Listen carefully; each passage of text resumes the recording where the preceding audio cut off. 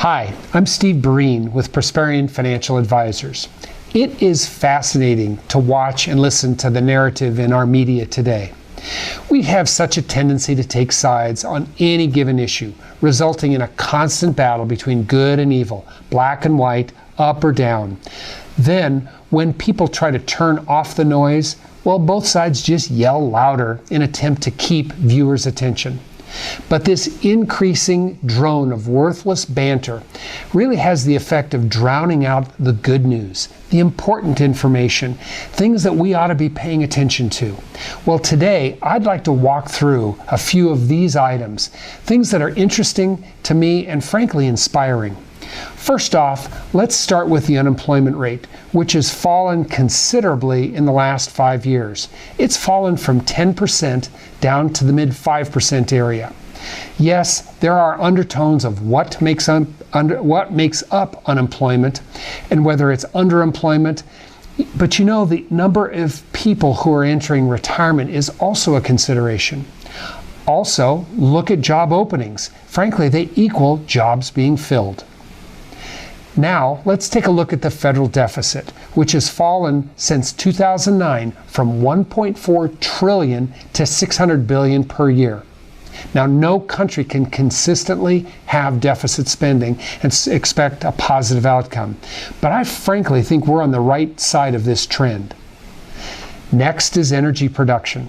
The United States has gone from producing 5 million barrels of oil per day in 2009 to over 9.5 million barrels in 2015. This is incredible what's been happening in the last few years.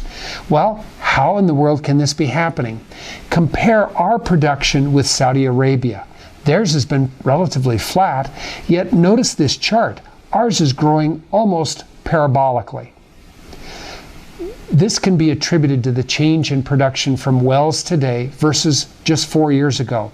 You see, wells in the Bakken or Eagle Ford formations have gone from producing a little under 200 barrels per day to now up over 600 or 700 barrels per day. How in the world can this be happening? It's innovation and technology. We're getting more from less. We should be shouting praises that would deafen the political noise. In other areas of energy, for the first time ever, America is producing more electricity from natural gas than coal. The first time ever. And consider the price of gasoline versus all these other liquids. Pretty amazing when you think about what we pay for NyQuil. In 2015, America will produce 89% of the energy we consume, a truly remarkable achievement, and that's almost completely absent from the daily news cycle. Next is labor. The common argument is that American labor is way too expensive to compete on an international basis. Well, look at this chart and notice Germany, France, Italy, the UK, and even Japan have significantly higher labor costs in manufacturing. It looks like the status quo is changing. This, in part, is due to the low cost of natural gas and electricity, which are essential in manufacturing. Lower costs help drive down the expense of manufacturing, giving America an unfair advantage. Immigration is another polarizing topic that comes to mind. In reality, though, every single person in our country is an immigrant. Look at the percentage of industries that have been founded by immigrants, from defense to environmental biosciences, from manufacturing to software, technology. There's barely an industry that's not touched by immigrants. Immigrants help drive innovation.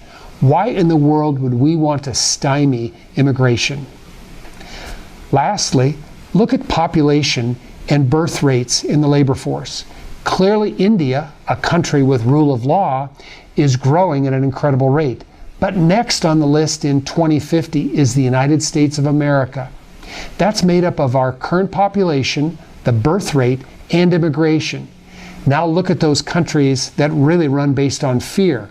Russia, China, Japan, and even Europe. They're all declining. Well, yes, we have problems, but we work out our problems. Sometimes that means yelling at one another because we're passionate about what we believe in. Heck, We put a man on the moon with a slide ruler. And this year, 2015, we landed a satellite on a moving asteroid. Over and over, these are examples of doing more with less. Don't bet against America. I believe that America has many, many unfair advantages, several which I've illustrated here. The best of which is our unfettering initiative. Don't bet against us.